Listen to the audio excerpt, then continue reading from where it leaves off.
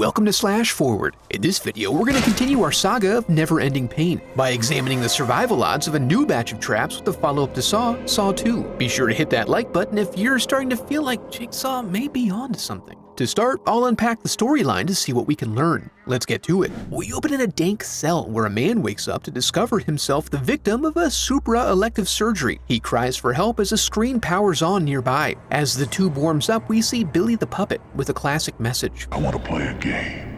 Turns out Michael is a filthy snitch, and he's being graciously provided the chance to prove his worth. If he's willing to give up his precious eyeball he's always going on about, he'll find a key that will release the mask before it snaps shut, rendering his head useless. Instead, he spazzes out, which is what trips the timer, but it allows him to reach the toolbox. But it only contains a scalpel. He tries to build up his courage with a pep talk. "You've got this, you magnificent bastard!" But he poops out quickly, sealing his fate. We then meet up with Officer Matthews down at Juvie to pick up his son Daniel. He tries to get him straightened out, but he's just such a sassy young boy. Feeling bad about screaming directly into his face, he tries calling the next day to apologize, but gets the voicemail. He then gets called to a crime scene. Carrie's there to fill him in on the Vic, about 5'9", Caucasian, pantsless, and possibly Eric's informant, except he can't be identified by his face. Luckily, Eric knows his body and confirms it's him via tattoo. Also, he has a familiar wound, giving them a general idea of what went down here. Also, this one was personal, as the culprit left a bold message calling out Matthews. Back at the precinct, Eric is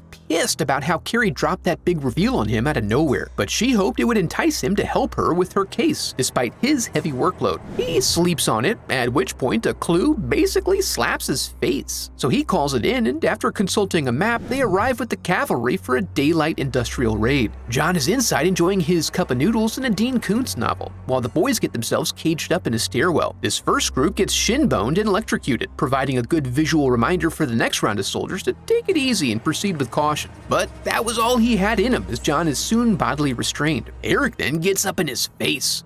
Is this close enough? And celebrates way too early. So John leans back like, "I'm a chill here while you deal with that adjacent room." They clear the room of danger, finding it to contain an entire Radio Shack's worth of equipment. The monitors reveal a remote location with an entire room full of potential victims, Daniel among them. But as a bona fide hard-ass, Eric immediately lays in with the threats, but gets nothing but playful taunts in return, and is informed that the occupants of that funhouse are sucking on nerve gas and have about 2 hours to live.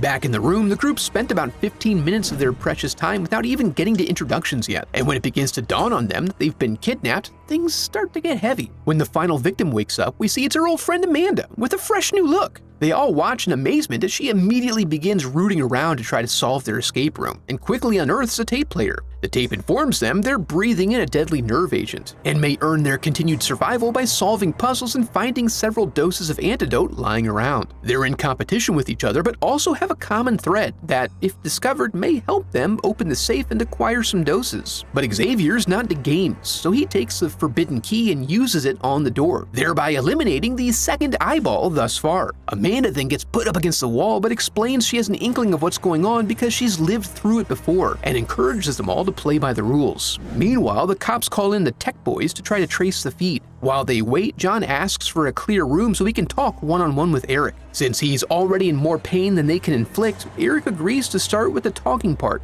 just to humor him. Back in the torture room, while they look for clues, they find out they're playing with bumpers engaged as the door eventually just opens on its own. Despite their prior experiences, Xavier is a lone wolf, and he goes to look for a way to bust out, while Jonas advocates for taking it easy and trying to think their way through. As they work on that, Eric saddles up to hash things out. In this interlude, we learn that John takes a puzzle piece of skin from his victims to symbolize their missing survival instinct. He also lets on that he's well aware of Eric Matthews and his history of excessive force and shady convictions. While this is going on, Xavier manages to nail bat the front door to pieces, but finds a sturdy metal framework behind it. Seeing his chance to shine, Jonas steps up to attempt to unravel whatever it is that connects them all, but is promptly interrupted when Laura finds a door that opens. They all file downstairs and find a victim, or a doll or something, and it has a task for Abby. To redeem his life of lies and cons, he can play a game for 2 doses. One for him as a thank you for helping to abduct the others, and another to hand out however he sees fit. He seems ready to go in, but they go ahead and threaten him for good measure. Honestly, he seems a bit too fearless to be a Jigsaw victim. I think I'm getting confused about the overarching philosophy here. He climbs right into the innocent incinerator and freely yanks the chain with the second dose. This closes and locks the door while also starting up the broiler. He burns slowly inside as they learn outside just how hot fire can be. They manage to break out a window, but he dies halfway out, while his juicy cheeks are roasted like Sunday dinner. Back at the warehouse, Eric is growing disappointed as he's subjected to a lecture on evolution. I've never murdered anyone in my life. While John relishes in the scent of his own farts. All of this was precipitated by him learning his own expiration date and desiring to help others get woke like him. He discovered the strength of his own frail body after testing his limits. Then we get a little lost in who is supposed to be appreciating whom's life between Eric and his son Daniel. And all the while, time is running out. At the house, the gang is still rooting around trying to forget that their bodies are slowly falling apart. We learn that Amanda is likely back due to not appreciating her new life again. But Jonas interrupts them to let them know they found a new door with no lock. However, it is stuck. Xavier forces his way in and predictably sets off a timer, and we learn this is actually his room. In order to find a key before the door in front of them locks permanently, he has to descend into a pit of syringes. However, instead of proving himself the industrious loner, he tosses in Amanda to sift through for him. She goes at it like an American ninja warrior and somehow manages to find the key. But it's just after the timer runs out. She then crawls out looking like the most disgusting porcupine as they all stand around awkwardly. The silence is broken when Laura stumbles in and points out that it seems they've all been to prison at some point. But since this is getting a bit personal, Xavier again follows his own path. Time is really getting tight at the lair, and Carrie keeps suggesting they let this thing play out. Instead, they opt to push things along by threatening John's work. As Eric makes a huge show about throwing a fit, John calmly counts off Eric's many professional transgressions. The tech team finally arrives, but before Eric can join them, John asks someone to retrieve a special folder from his work desk. It identifies the victims, and they all had been arrested by Eric and convicted based on evidence he planted.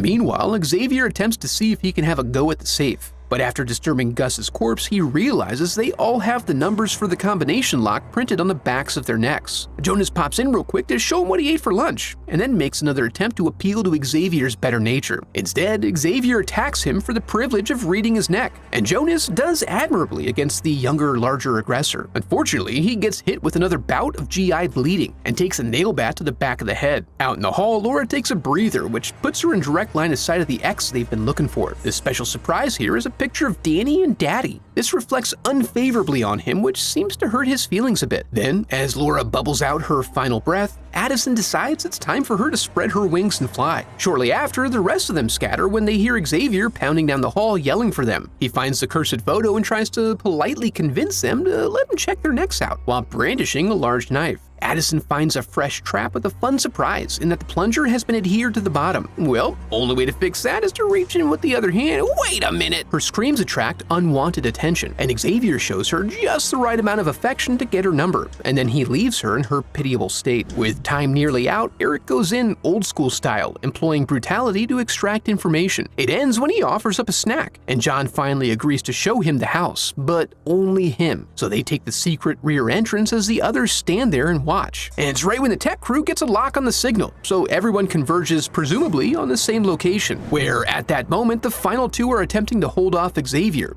Amanda notices blood draining into a trap door under the safe, so they take a chance on it and find a long hallway that they run down with Xavier close behind. Eric rolls up and is given a key to get in. He takes it pretty slow, but is feeling the pressure. There's evidence here that he is in the right place, but everything seems more desiccated somehow. And then the SWAT team arrives, but they don't run across Eric, and they're not showing up on the camera feed back at the lair. Daniel and Amanda get to the end of the road, which terminates in a familiar environment. When Xavier catches up, Amanda tries to barter for their safety by pointing out he needs them to read his number, threatening his ability to solve his own problems, and with nary a reflective surface to be found, he demonstrates his extreme survival instincts. Then he moves in on them and we see Danny was possuming and hacksaws Xavier's throat wide open. Back with the SWAT team, they uncover the control station, revealing the feed is not live, it was pre-recorded. Eric then arrives at the final crime scene, horrified to find not a single living soul, and he's jabbed with a strong sedative. Back at the lair, time runs out, and a nearby safe opens. Inside that safe, a young man, permanently traumatized for the sake of teaching someone else a life lesson. With that, we return to Eric, who wakes up to find a tape.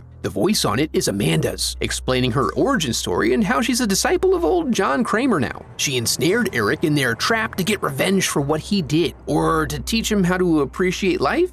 It's hard to say for sure. She then shows up with the glow up so he knows that she's doing alright, and then closes him into the dark. With that now established, let's get to the question of how to effectively navigate this ordeal. Like last time, we have a few scenarios that pretty much result in an assured death. The part that's different about them is that in some cases, the victim could choose whether or not to even start the process. So, while the trap itself may not have been intended to provide a way for an honorable scumbag to earn their way out of it, they could have still survived by sidestepping the whole thing. Since you are obviously much more than an honorable scumbag, this bodes well for you if you were to find yourself in a similar situation.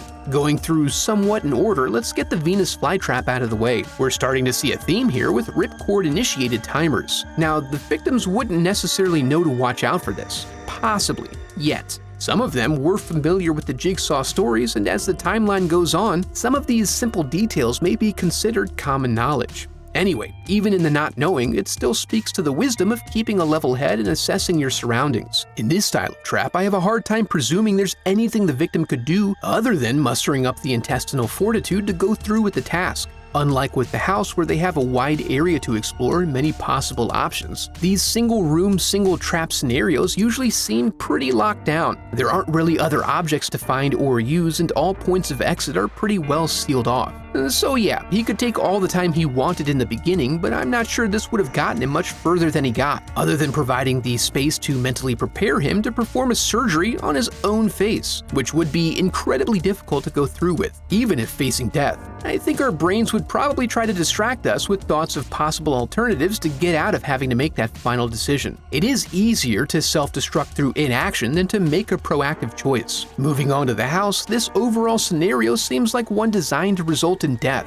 I think a lot of the traps in here were fairly easy, or relied significantly on luck. But beyond that, there wasn't a lot of substance here. The clues for the safe combo were presented at the beginning, and even if they could have focused long enough to figure it out, it's not entirely clear how much they would have gained from that. They still very slowly moved from trap to trap, failing along the whole way. The only means of escaping altogether was to get an antidote so you could live out the supposed timer that would release you from the house. But they spent most of their time scouring the hallways and looking for clues, rather than finding trap rooms and earning antidotes. First part of surviving this, you have to play the game if you want to win it. So what did they find? There were 2 possible doses in the basement for Oppie's game. Again, this one was easy. Yeah, they were compelling him to go in and retrieve the doses, but there could have been other avenues to take. This setup is so simple it's obviously a trap, and the clear intention is to lock him in. You could proceed carefully, test weight on the bottom, possibly look for something near you to jam into the door to prevent it from closing all the way. Once inside, one dose was easy to grab. The other was more solidly connected to a chain.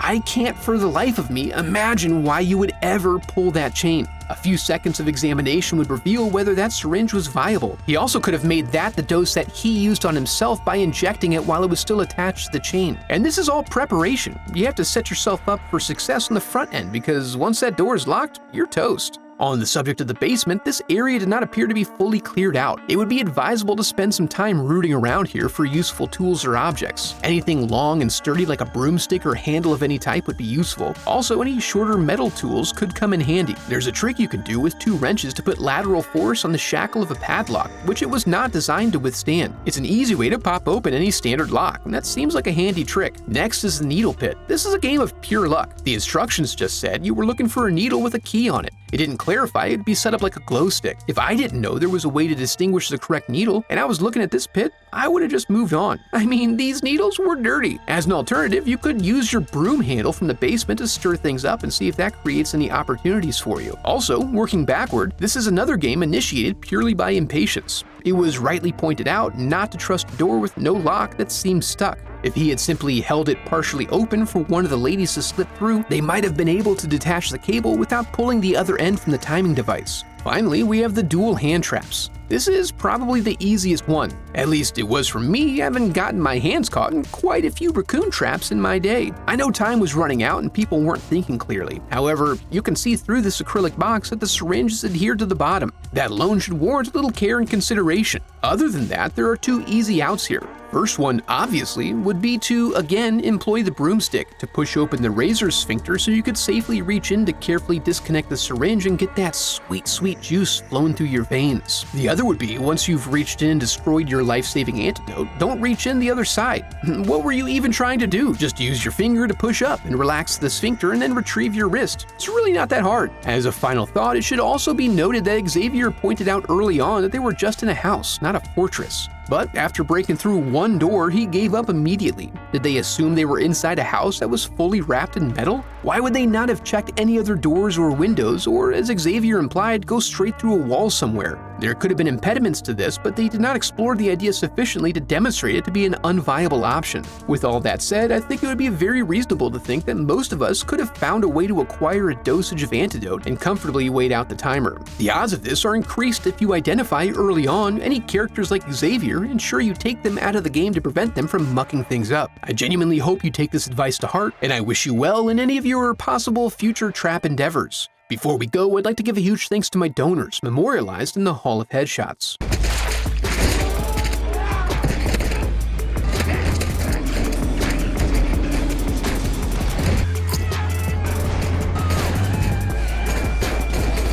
And as an FYI, I have a website set up where you can support the channel through donations or merch. Any donation unlocks uncensored movie reviews of Life Force and Under the Skin, with others to be added over time. And if you enjoyed the video, I would love for you to become part of the channel by subscribing. Thanks for watching.